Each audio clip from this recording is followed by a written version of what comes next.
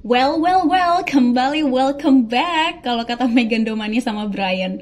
So, welcome back to Fiat in English. Kali ini kita akan belajar TOEFL ITP Skill 5. Jadi di skill yang kelima ini ada past participle. Kalau kemarin present participle, nah kalau sekarang kita belajar past participle. So, apa bedanya present participle sama past participle? Ada yang udah tahu? Habis ini kita bahas, tapi sebelumnya jangan lupa buat newcomer, subscribe dan nyalakan tombol loncengnya supaya kalian selalu dapat notifikasi tiap kali aku upload video terbaru.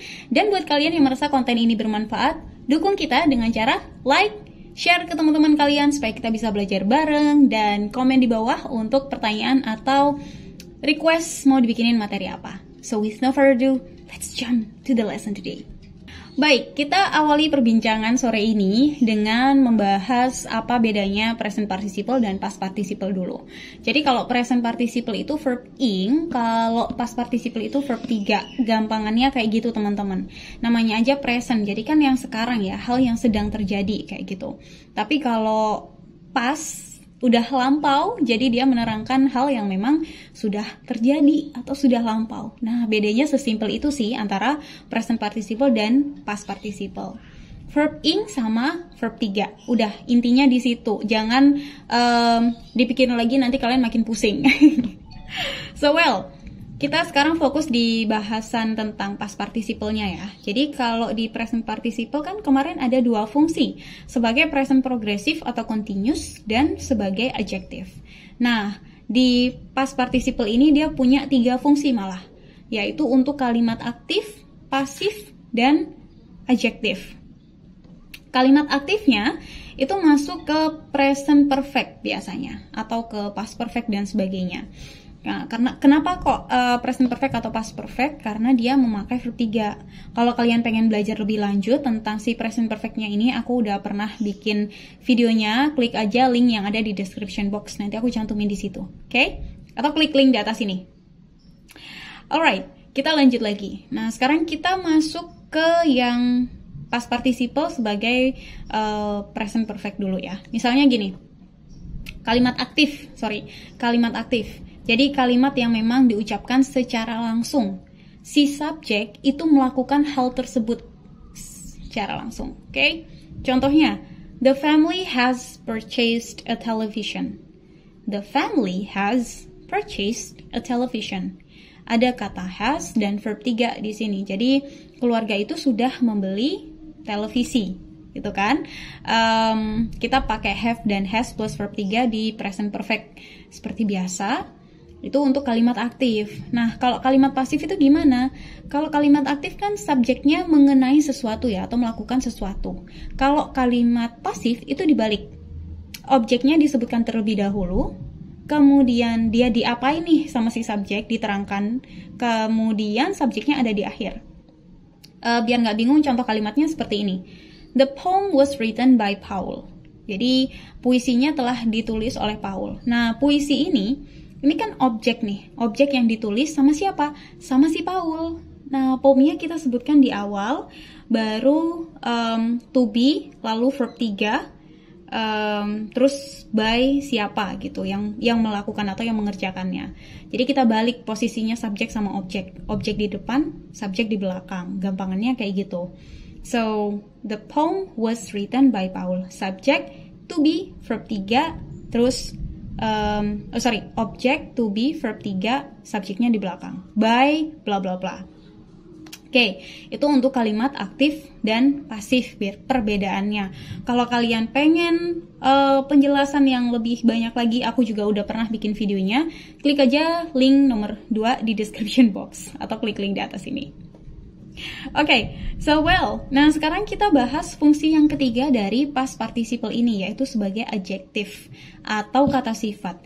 Jadi adjektif itu tidak hanya memakai verb ing, tapi kita bisa juga pakai verb 3. Contohnya misalnya gini, the television purchased yesterday was expensive. Nah, apa sih ciri-cirinya ketika si verb 3 ini digunakan sebagai adjektif? Ciri-cirinya adalah nggak ada embel-embel auxiliary atau to be di dalamnya. Jadi nggak ada has plus verb 3 atau nggak ada to be plus verb 3. Langsung ke verb 3-nya. The television purchased yesterday was expensive. Jadi habis objek barang yang dibeli, the television, langsung verb 3 tanpa embel-embel auxiliary atau to be. Ya, baru di belakangnya itu keterangan lebih lanjutnya. Yesterday was expensive. Jadi di sini maksudnya televisi yang terbeli kemarin itu mahal kayak gitu. Nah, di sini fungsinya si purchased ini bukan sebagai verb tapi sebagai adjective. Contoh lain misalnya, the poem written by Paul appeared in the magazine. Jadi puisi yang ditulis oleh Paul nongol di majalah atau diterbitkan di majalah. Nah, kata written ini kan sebelumnya juga tidak diawali dengan has atau to be sebelumnya, tapi langsung ke verb 3-nya. Nah, di sini dia beralih fungsi sebagai adjective. Oke, sampai sini udah paham belum nih? Kalau belum paham, tulis di kolom komentar pertanyaan kalian ya.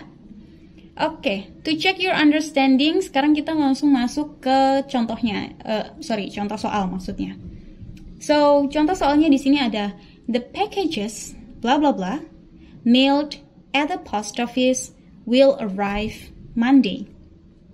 Kira-kira jawabannya yang mana nih? Ada 4 pilihan jawaban, yang A have, yang B were, yang C them, yang D just. Nah, kira-kira yang mana jawabannya? A, B, C, D. Oke, 5, 4, 3, 2, 1. Udah kepikiran jawabannya yang mana? Well, sekarang kita bahas. Jadi ada the packages blah blah blah mailed at the post office will arrive Monday. Berarti kan kalau kita lihat paket yang dikirim di kantor pos akan tiba pada hari Senin. Nah, kalau kita lihat di sini the packages, kalau misal yang A nih, the packages have mailed. Berarti paket itu yang ngirim, bukan paket itu dikirim. Dia masuk ke kalimat aktif karena didahului oleh auxiliary. Terus kalau jawaban B, the packages were mailed.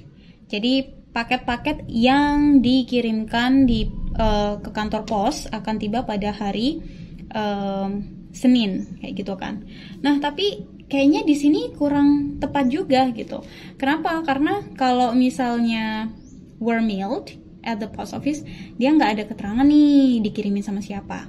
Okay, and then kalau the packages the mailed malah nggak nyambung banget ya, karena bukan subjek tapi dia objek. Jadi ada 2 objek dong. Gimana dong? So jawaban yang paling tepat adalah D, karena di sini fungsi kata mailed adalah sebagai adjective, dan ketika kita tambah kata just itu berarti baru saja. So it's gonna be the packages just mailed at the post office will arrive Monday. Jadi paket-paket yang baru saja dikirimkan melalui post office atau kantor pos akan tiba pada hari Senin.